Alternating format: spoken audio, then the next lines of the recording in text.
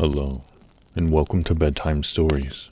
My name is Frank Padour, and I'll be reading to you a Grimm Brothers fairy tale entitled Little Red Riding Hood.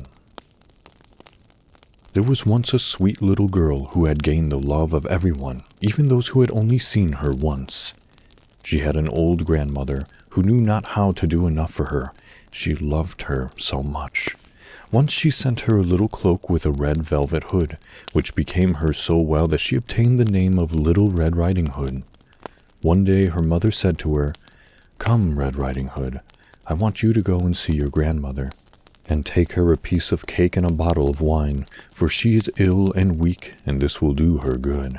Make haste, and get ready before the weather gets too hot, and go straight on your road while you are out, and behave prettily and modestly, and do not run, for fear you should fall and break the bottle, and then grandmother would have no wine. And when you pass through the village, do not forget to curtsy, and say good morning to everyone who knows you." "I will do everything you tell me, mother," said the child, as she wished her goodbye, and started for her long walk. It was quite half an hour's walk through the wood from the village to the grandmother's house, and no sooner had Red Riding Hood entered the wood than she met a wolf. Red Riding Hood did not know what a wicked animal he was, and felt not the least afraid of him. "Good day, Red Riding Hood," he said. "Good morning, sir," replied the little girl with a curtsy. "Where are you going so early, Red Riding Hood?" he asked. "To my grandmother, sir," she replied. "Mother baked yesterday, and she has sent me with a piece of cake and a bottle of wine to her because she is sick, and it will make her stronger and do her good." "Where does your grandmother live, Red Riding Hood?" "About half a mile from here through the woods. Her house stands under 3 large oak trees near the nut hedges. You would easily know it," said Red Riding Hood. The wolf, when he heard this, thought to himself, "This little delicate thing would be a sweet morsel for me at last, and taste nicer than her old grandmother, but she would not satisfy my hunger. I must make a meal of them both." Then he walked quietly on by the side of Red Riding Hood till they came to a part of the wood where a number of flowers grew. "See, Red Riding Hood," he said, "what pretty flowers are growing here. Would you not like to rest and gather some? And don't you hear how sweetly the birds are singing?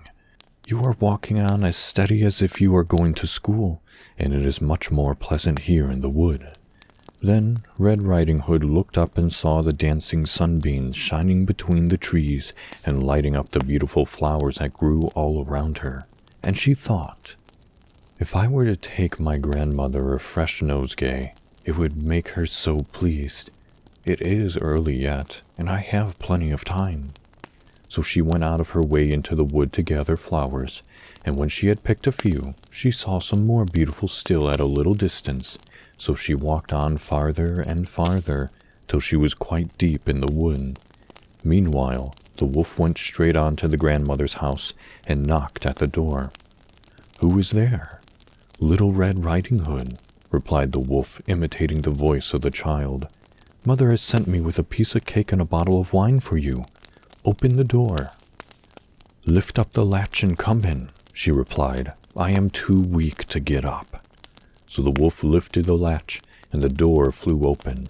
Then he rushed in, sprang upon the poor old grandmother, and ate her up. Then he shut the door, dressed himself in the old woman's nightgown and nightcap, and lay down in the bed to wait for Red Riding Hood.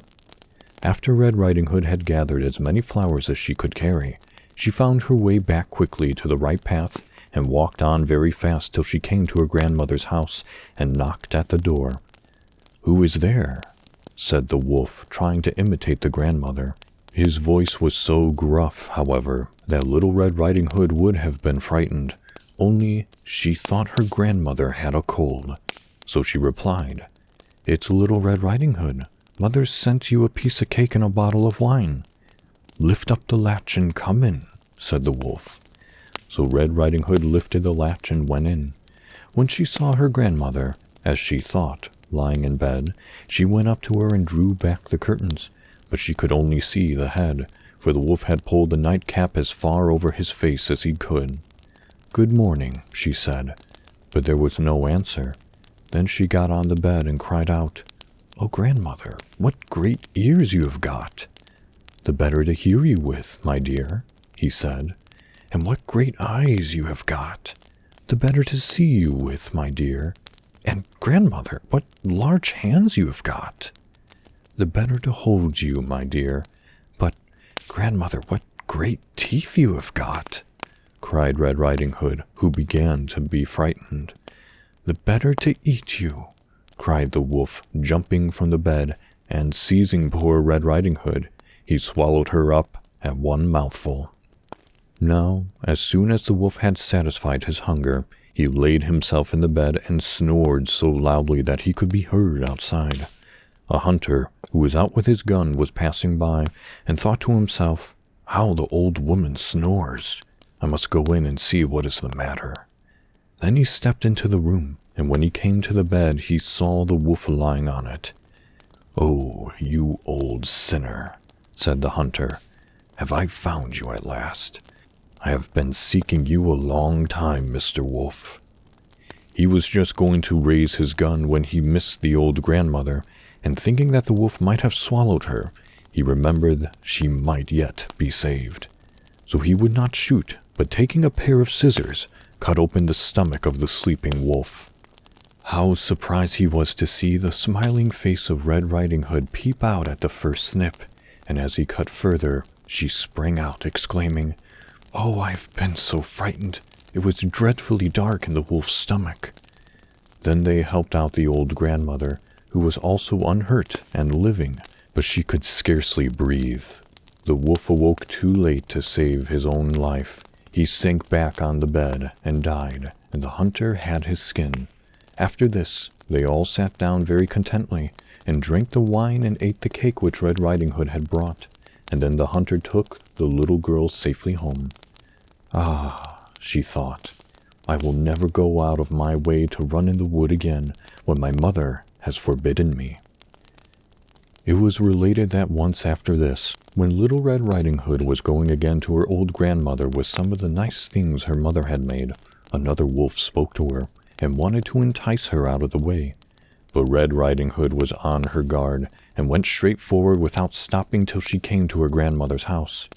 "Oh, grandmother," she said, "I met a wolf who wished me good day, but he looked at me with such wicked eyes that if I had not been in the street, I am sure he would have eaten me up." "Perhaps he will come here," said the grandmother, "so we will lock the door and keep him out." Sure enough, soon after the wolf came to the door and knocked, crying, "Open the door, grandmother. I am Red Riding Hood, and I have brought you some cake and wine." But all remained silent, and the door was not opened.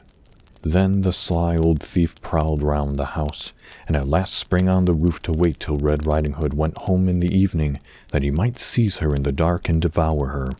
But the grandmother knew what was in his mind. Now there stood near the house a large stone trough, and she said to the child, "Red Riding Hood, I cooked a large sausage yesterday. You can empty the water in which it was cooked into the stone trough." Red Riding Hood drew off the water from the copper and emptied it into the trough until it was quite full, and the smell of the sausage reached the wolf's nose. He sniffed and looked down till at last he stretched his neck out to such a distance that he lost his balance and fell from the roof into the great trough full of water and was drowned. Red Riding Hood went home that evening in happiness and safety, and no one attempted to hurt her on the road. That was a Grimm Brothers fairy tale entitled Little Red Riding Hood. Thank you for listening. Good night and sweet dreams.